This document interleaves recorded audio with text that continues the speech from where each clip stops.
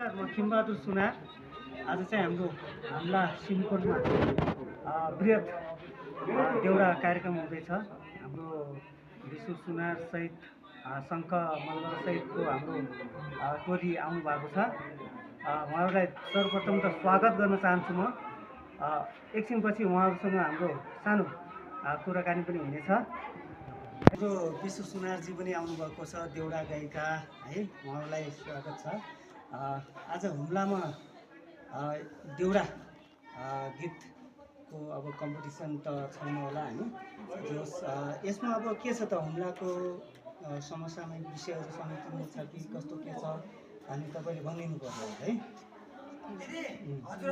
के छ त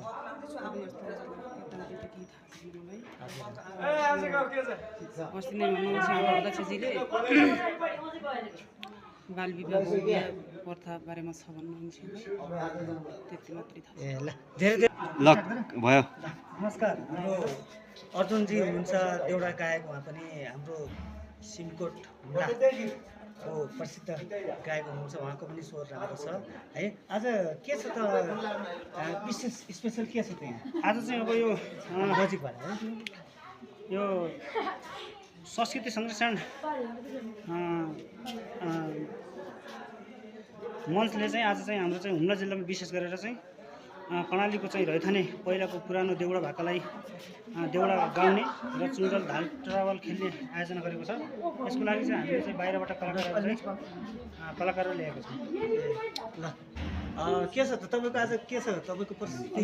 त्यही देउडा खेल्ने हो, देउडा खेल खेल्ने भन्ने छ। अब बाहिरका दुईजना शङ्कर मल्ल र हाम्रो नम्रता जोशीजी हुनुहुन्छ भने हामी यहाँ हुम्लाका चाहिँ स्थानीयमा चाहिँ भानुभक्त जोशी दाई, म मण्डल दाई, अनि त्यसपछि हामी धेरैजना छौँ, सबैजना छौँ। आज घमसङजी देउडा खेल हुन्छ यहाँ संसारकै हुनेछ है आज। एकदम। ल ठिक छ, धन्यवाद। नमस्कार सरलाई है, हाम्रो उहाँ पनि देउडा गायक हुनुहुन्छ। के छ त आजको तपाईँको प्रस्तुति? प्लस हाम्रो सिमकोटमा आउनु भएको छ है, अनि सिमकोटमा आफ्नो संस्कृति जगेर्ना गर्नको लागि तपाईँको के छ है, त्यो भनिदिनु परेको थियो। धन्यवाद तपाईँलाई। पश्चिमा संस्कृतिको विकास भएसँगै हाम्रो पौराणिक पुरानो लोक संस्कृति ह्रास हुँदै गएको छ। यसलाई जगेर्ना गर्नको लागि हामी म लगायतका विभिन्न साथीहरूसँग हामी निरन्तर रूपमा लागिरहनेछौँ। हामी आफ्नो जीवन पर्यन्त हाम्रो संस्कृति, कला, वेशभूषा, संस्कारलाई बचाउनु र हाम्रो जन्मजात संस्कृतिलाई हामीले तुलना गर्न नदिनको लागि हाम्रो संस्कृति